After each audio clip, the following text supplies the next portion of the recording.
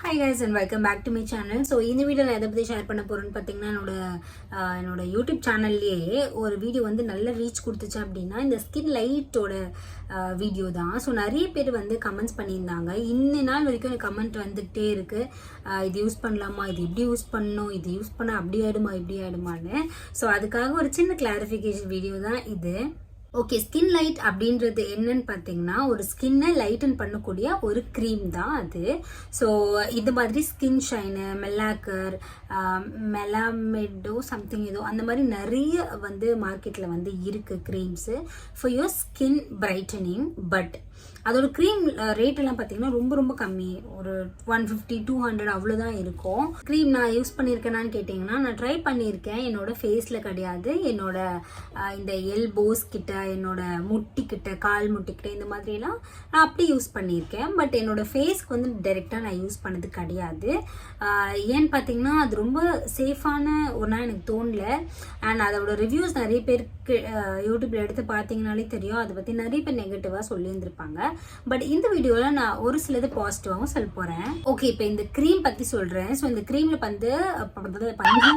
இந்த க்ரீமில் வந்து ஹைட்ரோகுளோன் அப்படின்ற ஒரு இன்க்ரீடியன்ட் இருக்குது. ஸோ அது எதுக்குன்னு பார்த்தீங்கன்னா இந்த ப்ளீச்சிங் பண்ணக்கூடிய ஒரு இன்க்ரீடியன்ட் அது. ஸோ அது என்ன பண்ணும் நம்மளோட ஸ்கின்ல பார்த்தீங்கன்னா, இது நம்மளோட ஸ்கின் சிவர் கிடையாது, கரெக்டாக. இது என்ன ஆகும்னா போட போட நம்மளோட ஸ்கின் வந்து ரொம்ப மெல்லீஸாக ஆகிட்டு நமக்கு வந்து ஒரு டிரான்ஸ்பரண்டான தோல் மாதிரி வந்துடும். அது ரொம்ப சென்சிட்டிவ் ஆகிடும்.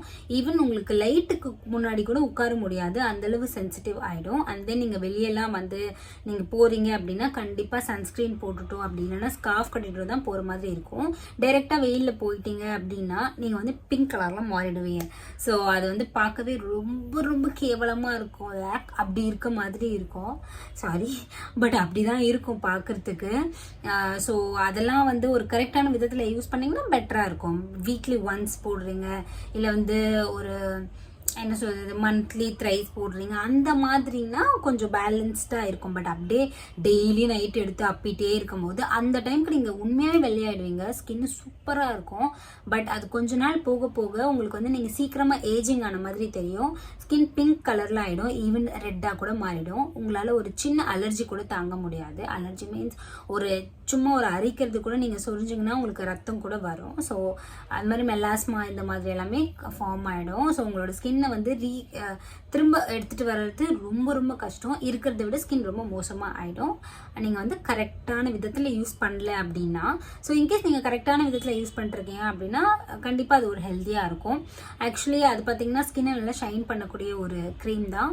ஸ்கின்னை பிரைட்டும் பண்ணக்கூடும், ஆனால் வந்து நீங்கள் கரெக்டான விதத்தில் யூஸ் பண்ணணும். இப்போ வீக்லி ஒன்ஸ் அந்த மாதிரி ட்ரை பண்ணுறீங்க அப்படின்னா கரெக்டாக ஒர்க் ஆகும். பட் அது எல்லாருக்குமே செட் ஆகுமா அப்படின்னு கேட்டிங்கன்னா அங்கே தான் கொஷின் மார்க். இப்போ எனக்கு பார்த்தீங்கன்னா எனக்கு ரொம்ப sensitive and acne prone skin.